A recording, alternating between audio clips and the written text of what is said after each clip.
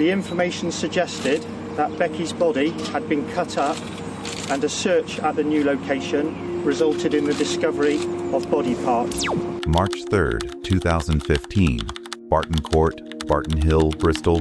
As daylight faded, police officers followed a confession to a small shed tucked behind a row of homes. Inside, everything appeared strangely organized. Bags and cardboard boxes had been carefully sealed, stacked, and placed with purpose.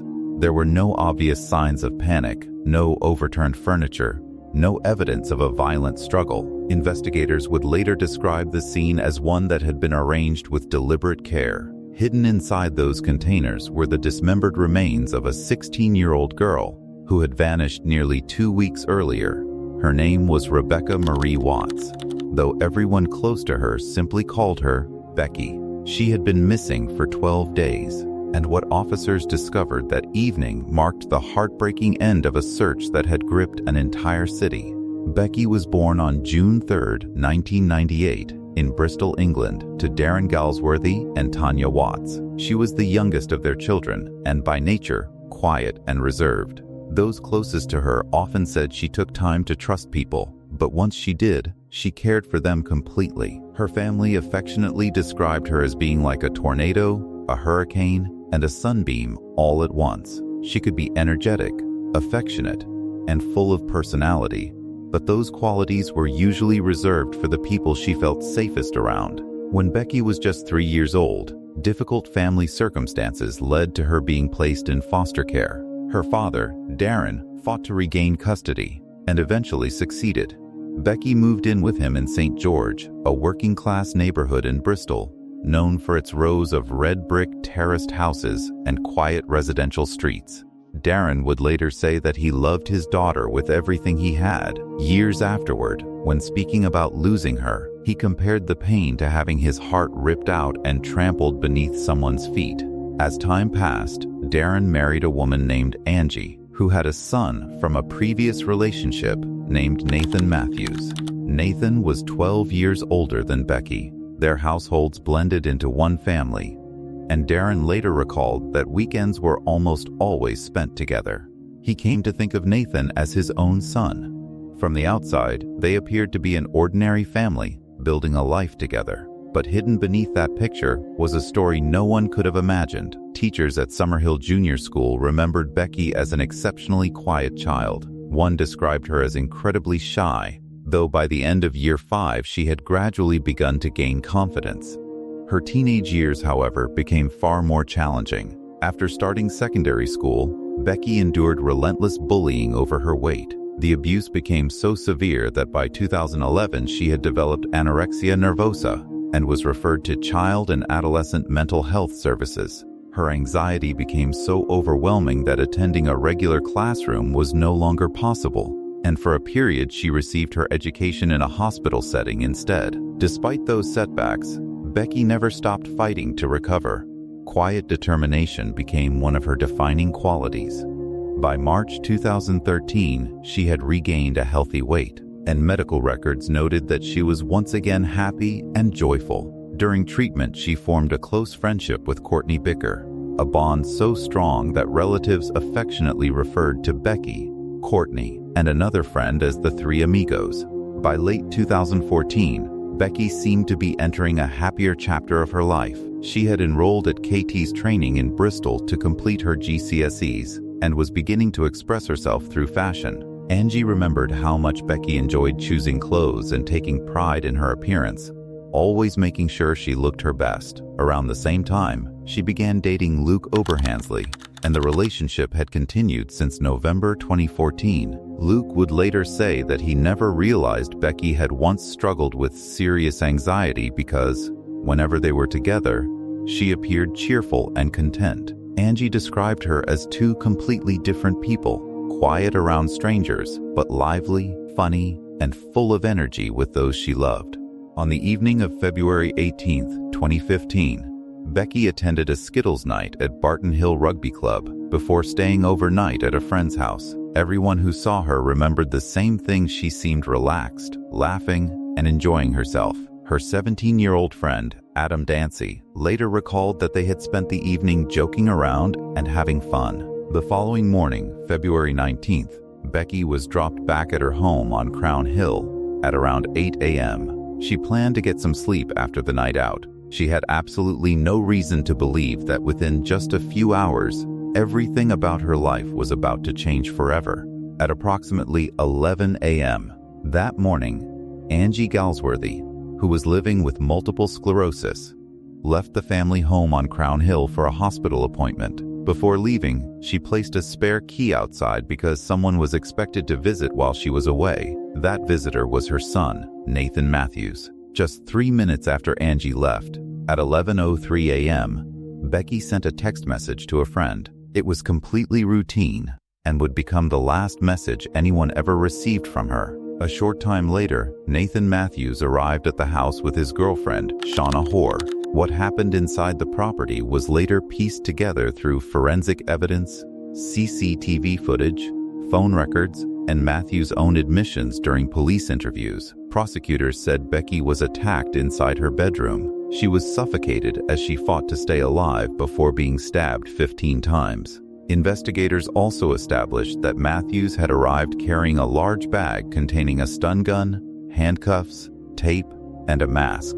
Matthews later claimed he had phoned Angie earlier that day because he was angry about what he believed was Becky's treatment of her stepmother. He alleged that Becky had been disrespectful and was putting additional strain on Angie's health. According to his account, he had only intended to scare Becky and teach her a lesson. The prosecution rejected that explanation, arguing instead that the killing had been sexually motivated. Evidence recovered from phones and computers belonging to Matthews and Hoare, prosecutors said, showed the pair shared a sexual interest in teenage and petite girls, a finding they argued was directly relevant to the case. At around 12:45 p.m., Angie returned home with no idea what had already happened inside the house. Matthews and Hoare stayed there throughout the afternoon, remaining calm as relatives returned home. Later that evening, Becky's boyfriend, Luke Oberhansley, came looking for her, but was told they did not think she was there. Nothing about their behavior suggested the events that had unfolded only hours earlier. Shortly after 8 p.m., Matthews and Hoare left Crown Hill and drove back to their home on Cotton Mill Lane in Barton Hill. Becky's body was concealed in the boot of the car. Once home, they ordered takeaway food, made phone calls, and spent the evening watching television. On the surface, it appeared to be an ordinary night. Investigators would later argue it was part of an effort to behave as though nothing had happened. The days that followed, investigators said, showed planning rather than panic. On February 20th, the day after Becky's death, CCTV recorded Matthews entering a B&Q store in Horefield at 12:51 p.m. He purchased a circular power saw, protective goggles, gloves, and a face mask. Earlier that day, he had also been seen buying drain cleaner from a local supermarket.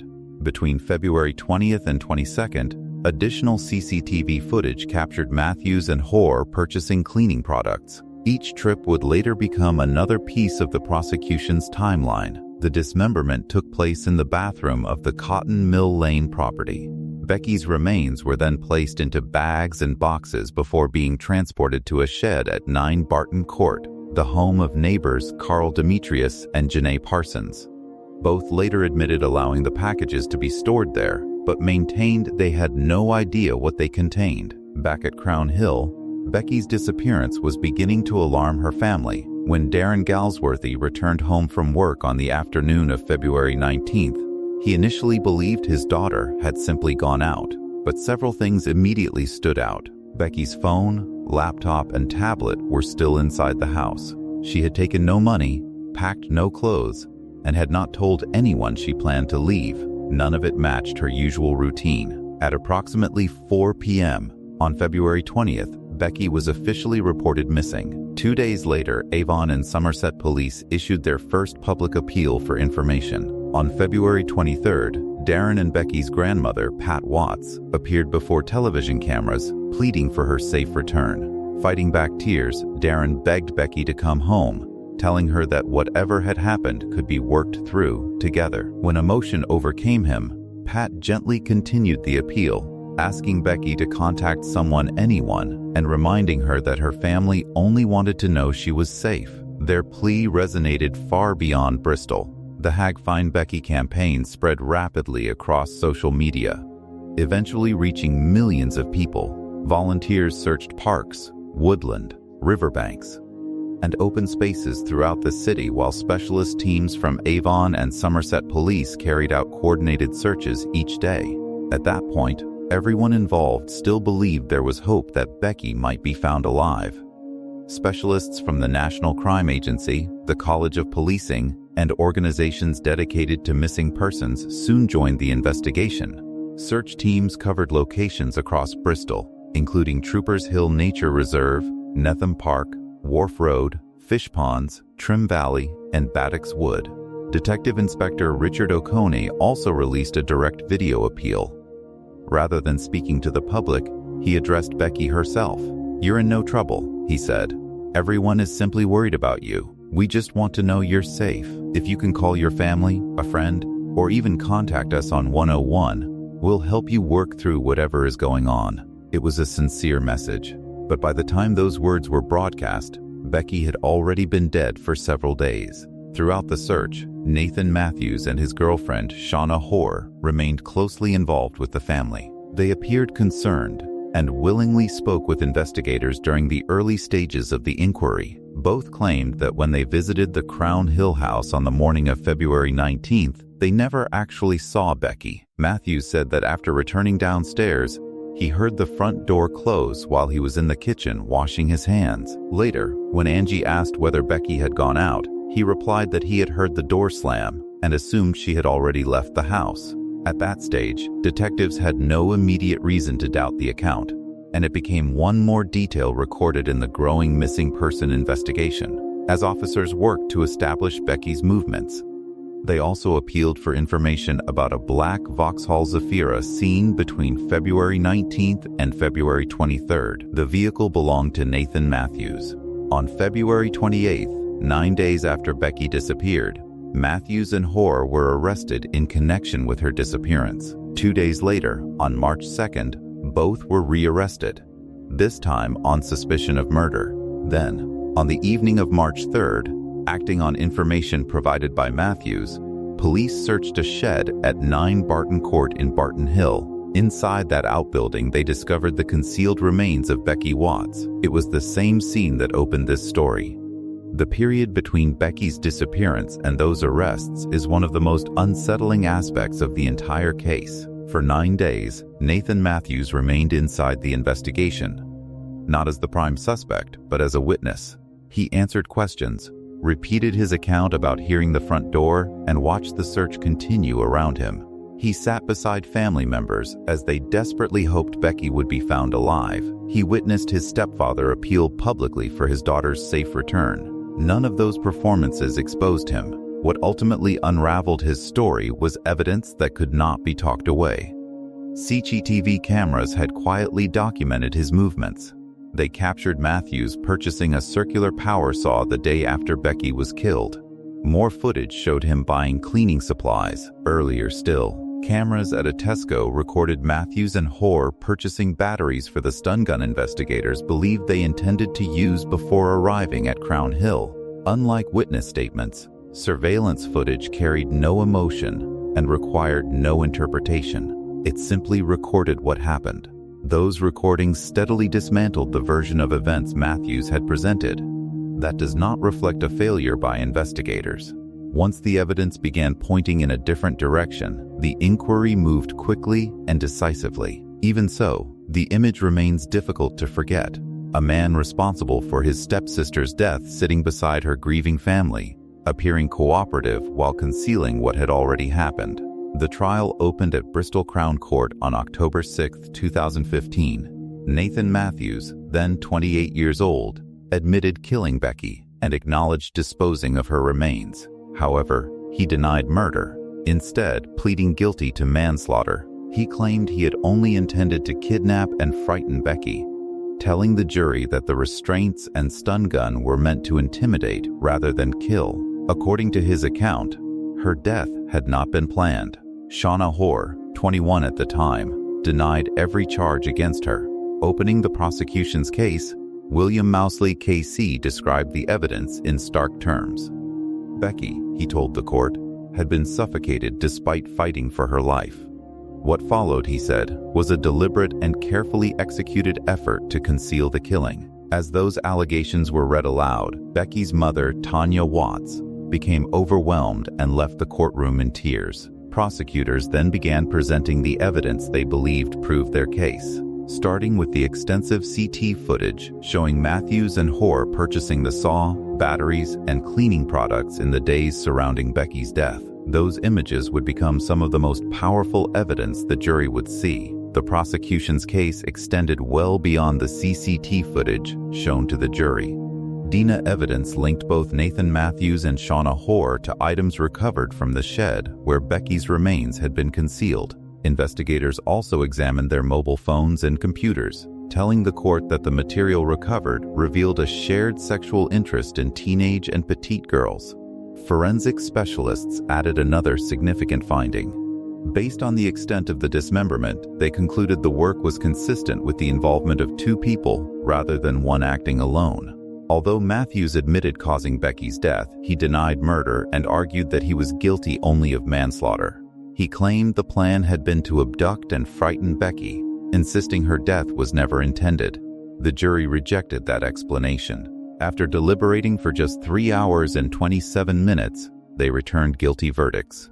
On November 11, 2015, Nathan Matthews was convicted of murder, while Shauna Hoare was found guilty of manslaughter. Both were also convicted of conspiracy to kidnap, perverting the course of justice, preventing a lawful burial, and possessing prohibited stun guns. 2 days later, on November 13th, Justice Dingemans delivered sentence. Speaking directly to Matthews, he concluded that the planned kidnapping had been sexually motivated and described Matthews as being fixated on petite teenage girls.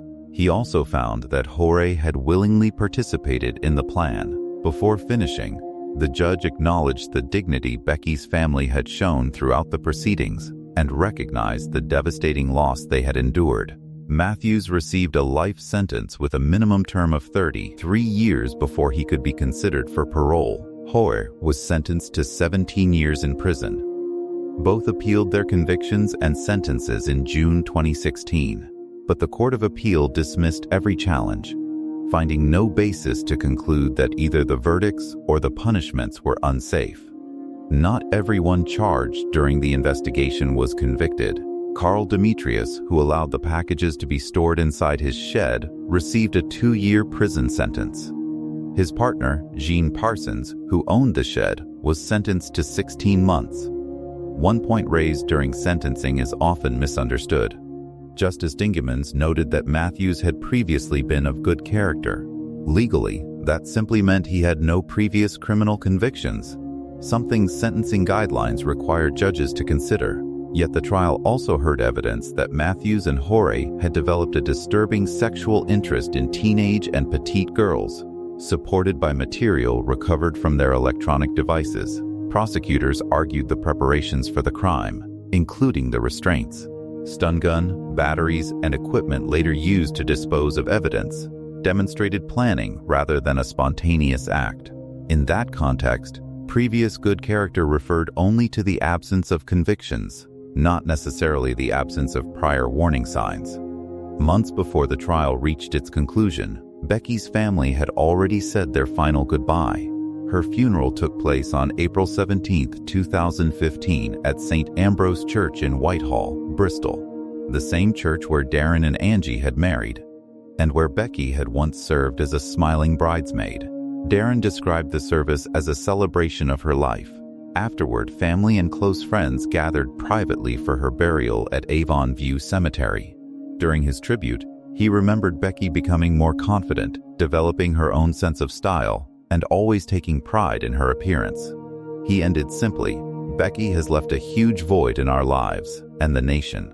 We love you so much." In February 2016, a wooden memorial bench was placed in Goats Field near the Crown Hill home where Becky had grown up. The following month, Darren published a memoir, first released as Becky and later republished as The Evil Within. He explained that he wanted people to remember his daughter's life rather than allow the crime to become her entire legacy. After the verdict, Becky's mother Tanya, her grandmother Pat, and her brother Danny stood outside Bristol Crown Court with one final message. They asked people to remember Becky as a happy, caring, funny, fiercely loyal young woman who made those around her feel alive. They also encouraged parents to listen carefully when their children shared worries, no matter how small those concerns might seem.